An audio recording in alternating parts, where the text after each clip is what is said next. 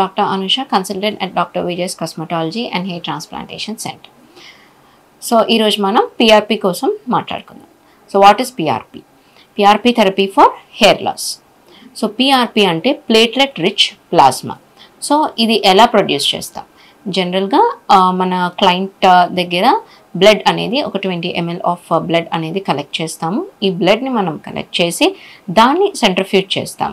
Centrifuge చేసిన తర్వాత మనకి ఏదైతే ప్లాస్మా సెపరేట్ అవుతుంది, కింద బ్లడ్ అనేది సెపరేట్ అవుతుంది.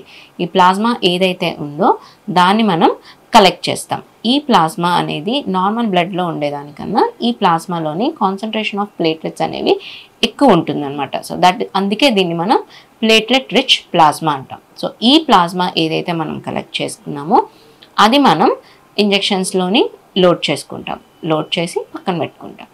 So what is the importance, ఎందుకు ఇది మనం ఎందుకు ఇది యూజ్ చేస్తున్నామో and how effective it is. So జనరల్గా ప్లేట్లెట్స్ యొక్క ఫంక్షన్ ఏంటంటే అది various number of growth factors అనేది రిలీజ్ చేస్తుంది. సో ఈ గ్రోత్ ఫ్యాక్టర్స్ అనేవి ఏంటి? గ్రోత్ ఫ్యాక్టర్స్ అనేది మనకి హెయిర్ ఫాలికల్ దగ్గర యాక్ట్ చేసి and it is very much helpful for the hair to grow అనమాట. సో నరిష్మెంట్ లాగా ఈ గ్రోత్ ఫ్యాక్టర్స్ అనేవి పనిచేస్తాయి. సో మనం ఎప్పుడైతే జనరల్గా బ్లడ్లో అన్ని కాంపనెంట్స్ ఉంటాయి. WBC ఉంటుంది, RBC ఉంటుంది, ప్లేట్లెట్స్ ఉంటాయి. సో గ్రోత్ ఫ్యాక్టర్స్ అనేవి కూడా ఈ ప్లేట్లెట్స్ అనేవి గ్రోత్ ఫ్యాక్టర్స్ రిలీజ్ చేస్తాయి. అలా మనకి హెయిర్ గ్రోత్ అనేది ప్రమోట్ అవుతుంది. సో ఎప్పుడైతే మనకి హెయిర్ లాస్ అనేది అవుతున్నప్పుడు సో ఎక్కువ నరిష్మెంట్ అనేది మనం హెయిర్కి ఇవ్వాలి అని అనుకున్నప్పుడు సో డైరెక్ట్గా మనం ఏదైతే కాన్సన్ట్రేట్ ఉందో ఈ ప్లేట్లెట్ రిచ్ ప్లాస్మా ఉందో అది డైరెక్ట్గా మనం హెయిర్ ఫాలికల్కి ఇంజెక్ట్ చేసినప్పుడు ఏమవుతుందంటే ఎక్కువ మోతాదులోని ప్లేట్లెట్స్ని గ్రోత్ ఫ్యాక్టర్స్ని మనం డైరెక్ట్గా హెయిర్ ఫాలికల్కి ఇంజెక్ట్ చేస్తున్నాం కాబట్టి అక్కడ నరిష్మెంట్ ఎక్కువ వచ్చి హెయిర్ గ్రోత్ అనేది బాగా ఉంటుంది. సో అందుకే this is best for people who are suffering from hair loss. So ఇది జనరల్గా ఎంత టైం పడుతుంది అని అంటే వచ్చిన ఒక 20 బ్లడ్ శాంపిల్ అనేది కలెక్ట్ చేసుకొని దాన్ని సెంట్రిఫ్యూజ్ చేసుకొని వితిన్ 1 అవర్లోని ఈ ప్రాసెస్ అంతా అయిపోతుంది. సో నెక్స్ట్, ఇది పెయిన్ఫుల్ ప్రొసీజరా, పెయిన్లెస్ ప్రొసీజరా? జనరల్గా పెయిన్ అనేది చాలా మినిమల్గా ఉంటుందండి. ఇది పెయిన్ ఏమీ ఉండదు.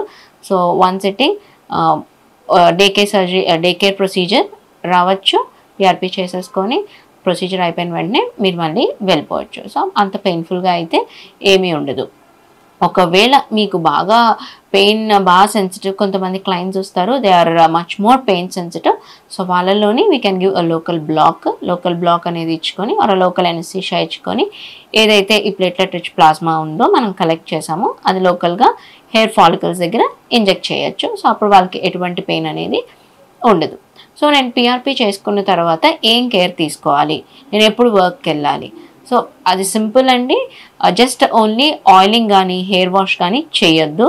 మీరు ఏ రోజైతే PRP చేసుకున్నారో 2 days తర్వాత మీ రొటీన్ హెయిర్ కేర్ అనేది you can follow. And work అంటారా, వర్క్ ఆ రోజు నుంచే మీరు మీ డైలీ వర్క్ అనేది you can carry on. So దానికి ఏమీ స్పెషల్గా ఏమీ రెస్ట్ తీసుకోవాలి అనేది ఏమీ అవసరం లేదు.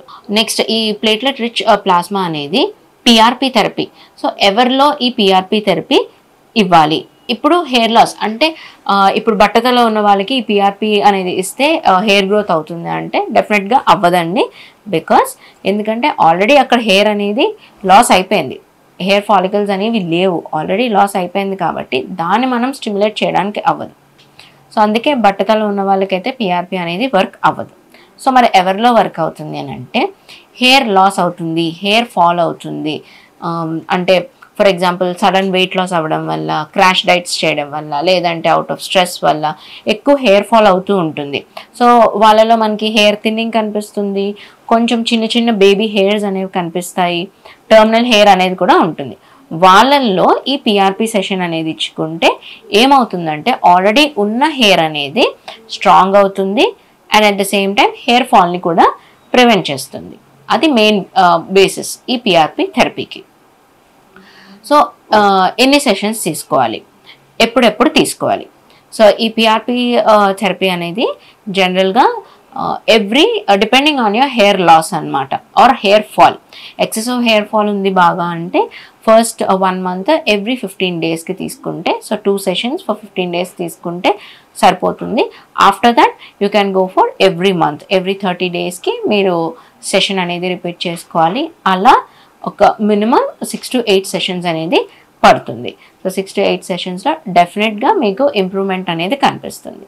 ఈ పిఆర్పి సెషన్స్ తీసుకుంటూనే దాంతోపాటు మీ డర్మటాలజిస్ట్ ప్రిస్క్రైబ్ చేసే మెడికేషన్స్ కొన్ని ఉంటాయి, సప్లిమెంట్స్ ఉంటాయి.